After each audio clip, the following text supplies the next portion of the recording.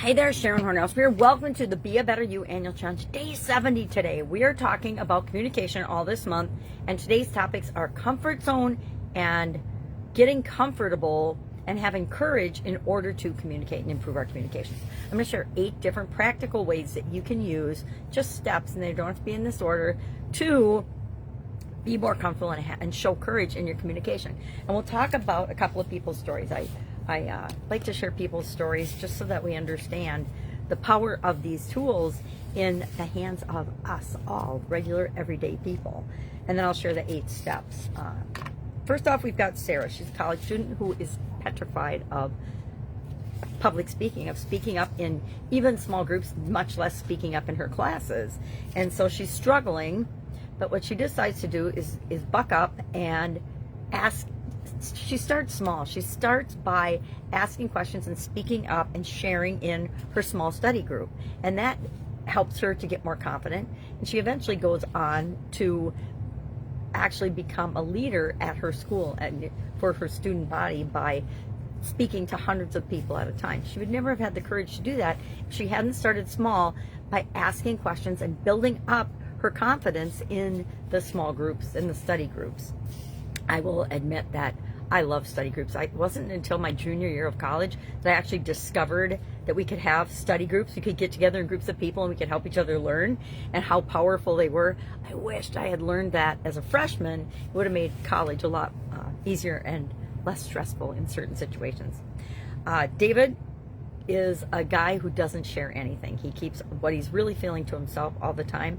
What he was finding is it was alienating his friends and acquaintances and his work associates because they didn't necessarily trust him. They didn't feel like he was honest or open with them. And so he started, one day he unloaded to his best friend all he was feeling, what was going on and how stressed out he was, and that deepened their relationship. And from that experience, he gained more courage to stretch his comfort zone and share more of himself with the people that he worked with. That garnered him a promotion and a lot more successful career than had he not discovered that he could open up, show courage in his communication, show authenticity and honesty and integrity in his communication, and that would help his career. Michelle is a small business owner that I work with, and she was struggling with leadership, and she's got a small online marketing firm and online store, and she's trying to build her team, and she's struggling with that. And so we encouraged her to take a leadership and coaching with us, but also to do some specific leadership and speaking training to give her more confidence to stretch her comfort zone so she can interact more successfully with the people that she's building.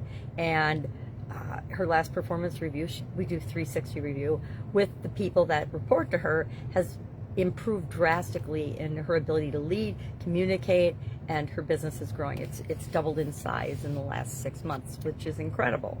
So courage, why is courage important? Because we will never stretch our comfort zone. We will never do anything that is uncomfortable for us if we don't have courage, right? Courage isn't the absence of fear. Courage is just knowing that we're afraid to do something, but we're just going to take action and do it anyway. I have this little graphic from the days when I did idioms for Hit the Spot, and it shows a target as our comfort zone. And in the center, on the bullseye, we're super duper comfortable, right? And as we go out to the edges further and further away, just like a target, it's easier to hit, but it's also, we're less and less comfortable. So when we think of something in this outer ring, it's like NFW. We're not doing it. We're not going to no matter what. But if we start in the middle with something small that's close to our comfort zone, we can train ourselves to go further and further out and be more and more brave when it comes to trying different things. And before we know it, things that were super uncomfortable and we thought, no way, we're never going to do it, like doing videos, for example, we'll find that we're doing them consistently and not scared to death every time we push the play button or the live button. So what are some of these 8 practical ways to go ahead and show more courage in our communication? I grab my magnifying glass. Number 1, acknowledge that you're afraid, but take action anyway, right? The only way we ever expand and grow is by taking action in the face of fear or discomfort or not really wanting to do it. You know, I got to admit, there are days I don't want to get up every day and make videos, right? But I do it anyway because I know that after I do it, I feel so much better than if I had postponed it and not done it. Number 2, we want to start small, like Sarah did, by doing things that were just a little bit uncomfortable to do. She was super uncomfortable to speak up ever. Very, very shy, but she figured, okay, I'm going to bite the bullet and I'm going to ask a question in my study group. Well, that's what study groups are for, right? It's for asking questions, learning from one another, and then sharing how we see things and what we're learning. But she started small, and that ballooned into and blossomed into her being more comfortable and more confident, performing better in school, actually becoming a leader in her school. Embrace discomfort. I got to tell you, if we can't embrace feeling discomfortable sometimes, we're in big trouble. We need to understand that growth happens outside our comfort zone. In our comfort zone, we're really, really comfortable, but nothing ever changes, and we definitely don't grow. We just stay the same. But the truth is, if we're staying the same and the world around us is changing, we're not really staying the same. We're actually declining. So we can be part of the decline, or we can choose to embrace a little bit of discomfort and continue to grow. Practice active listening. I say this all the time. If you listen, people will tell you everything you need to know in order to help and support them. 5, seek feedback so that you can improve, right? The only way we improve is if we get outside feedback in terms of how our communication is impacting and affecting other people. Is what we intend to say and communicate actually coming across? Well, how do you know if you don't ask questions and get feedback? 6, develop self-awareness. We need to understand that our emotions and our reactions allow us to be a better communicator, but we also have to have them in check sometimes if the level of emotions and the level of passion and energy isn't appropriate for the situation. But developing self-awareness will help us to tune into that and be a better communicator in those stressful and challenging situations. 7, we want to engage in role-playing. It means we want to practice, right? We want to practice. If you've got a buddy or a friend that you can practice having conversations with, especially difficult conversations about difficult topics, that is really, really powerful in improving our listening, our active listening, as well as our comfort level in communicating and talking about different things. There are certain topics I just try not to talk about because I know that they're not going to lead the conversation or the relationship in the direction I want them to go.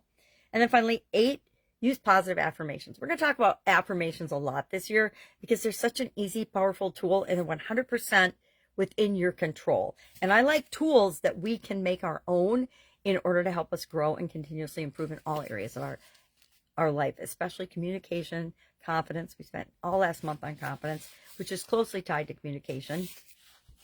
So today, what's our action item? Our action item is to notice when you're in a situation where you're not comfortable, where you're outside your comfort zone, and you need to show a little courage in order to communicate, stand up for yourself, set boundaries, talk about difficult topics, confront a bully, confront a situation where somebody's just being inappropriate, and temper our emotional response to that. Had a situation like that yesterday personally, and I got upset, and I'm like, why am I upset? This is just a person that it doesn't really matter in my life.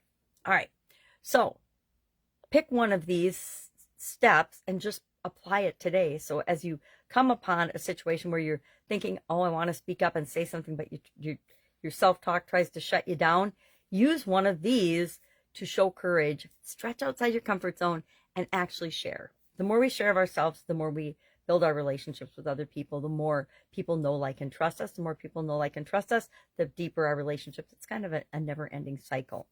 All right, if I can help in any way, ask. Otherwise, have an absolutely fabulous day, and I'll, of course, be with you tomorrow.